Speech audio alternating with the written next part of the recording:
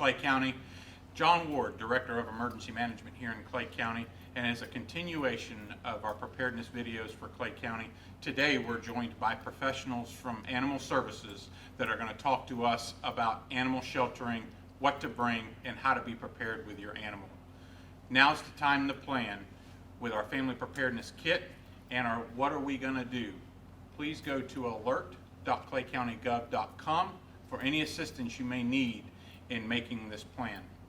Plan now, as these are shelters of last resort.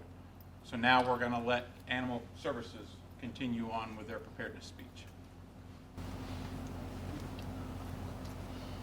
Hi, I'm Morgan Grove. I'm a veterinary technician at Clay County Animal Services, and I want to talk to you a little bit about what to bring with you when you come to a pet-friendly shelter.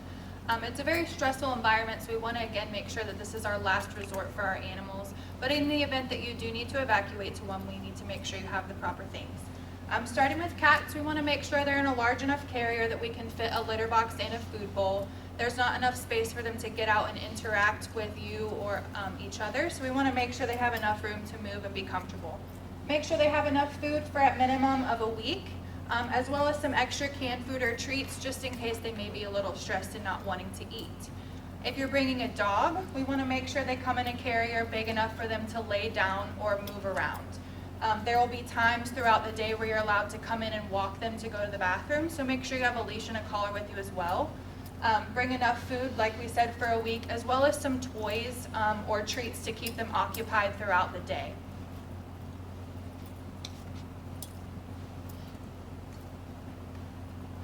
Hi, I'm Dr. Jennifer Broadhurst. I'm the Shelter Medical Director for Clay County Animal Services, and I'd like to talk to you a little bit about what to do to prepare your pet medically in case of a disaster like a hurricane, in case you need to evacuate them or go to a pet-friendly shelter with them. In addition to having a week's supply of food with you, you also want to make sure if your pet's on a prescription medication that you do have that prescription, because that could be hard to get filled. You also want to make sure they're current on their vaccinations, which you can talk to your veterinarian about. The rabies vaccination is a state requirement. You'll get a certificate with that you can take with you, and you'll also get a rabies tag from your veterinarian that you can affix to their collar, and that is one way that your pet can be identified if they're lost. Another important way is a permanent way to identify them is a microchip. That's implanted by your veterinarian, and you will get a microchip number when your pet is microchipped. And then if your pet is lost, they can be scanned by an animal shelter, a veterinary clinic.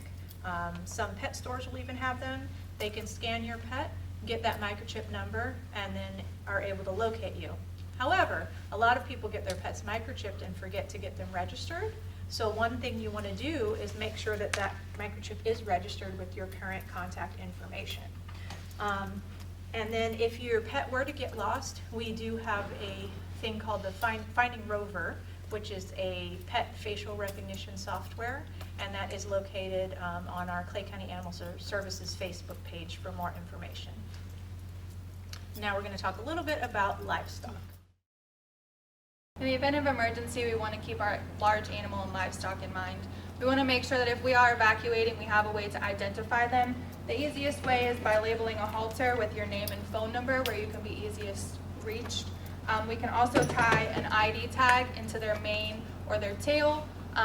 Check with your large animal veterinarian in regards to microchipping as well. Just like cats and dogs, will be able to scan them and check for a number and reach out to you. Please also make sure that those are updated with current contact information. And if you do have to evacuate and leave your animals behind, please make sure they're left in open spaces where they can get away from any danger.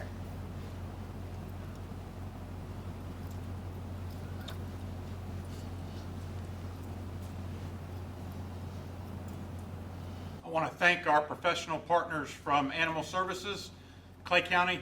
Remember, now is the time to plan. Make your family preparedness plan. What am I going to do and where am I going to go now? Our shelters are in place, but they're a shelter of last resort. Remember, go to alert.claycountygov.com for all your preparedness information. Clay County, thank you.